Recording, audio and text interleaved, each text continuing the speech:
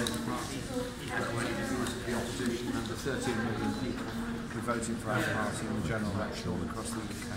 Why are you currently going along with the idea of a hard Brexit against the wishes of people who voted for you?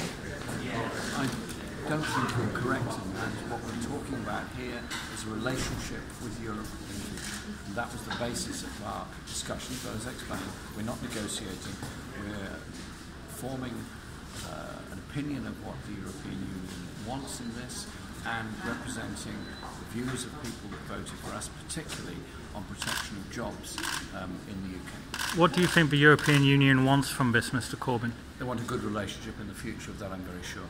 Keir, Diane and myself all put forward these views, and we also put forward a very strong message that we want to unilaterally legislate to ensure that EU nationals can remain living in Britain with rights of family union, and as reciprocal that the European countries, particularly France and Spain, ensure that British nationals can remain living in. What would you do differently if you were starting next Monday? How would you approach it differently?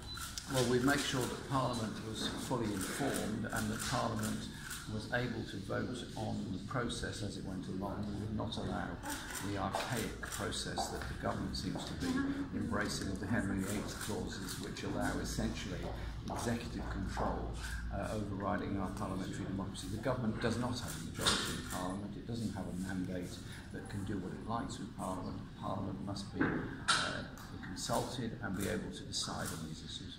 Do you think that Britain owes the European Union a financial settlement? We will pay what we're legally required to pay.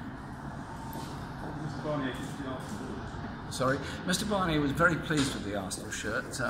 As you know, I'm an Arsenal supporter, and Arsene Wenger is of course French, and Michel Barnier was very happy to receive the Arsenal shirt, and I'm sure he was equally happy to receive a copy of For the Many Not the Few, a copy of our election manifesto.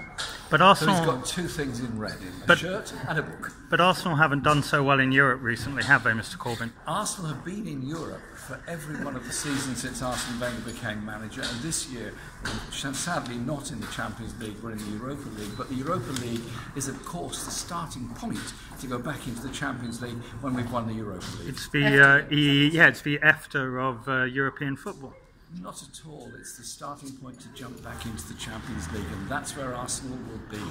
Listen, I live adjacent to the Arsenal stadium. I live Arsenal every day of my life. Are you optimistic about... Of Arsenal or what? I'm always optimistic about Arsenal. We knew that. Are you optimistic about the outcomes with Brexit? For jobs?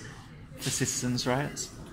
We have to make sure that our economy is strong, that jobs are maintained, and we recognise the importance of the trading relationship with Europe. We recognise the results of the referendum. People voted as they did in the referendum.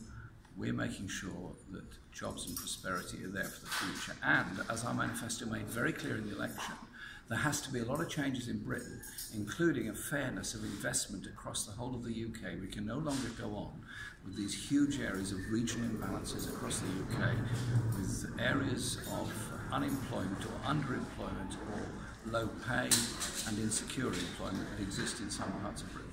Mr Corbyn, It'll be the last one. Did Mr Barnier tell you what he needs to hear from the British side? Did he express any concern at the lack of detail on that? Look, we had a frank discussion about the process and about the situation. We've come out of the meeting very well informed of his methods and his process, and we've been able to inform him of our respect for the result of the referendum, our wish to maintain and defend jobs in Britain, and have an effective economic relationship with Europe in the future, whilst respecting the results of the referendum. It was a very useful meeting, and I think my colleagues would agree it was very informative for all of us. Yeah, certainly was. Okay, thank you very much.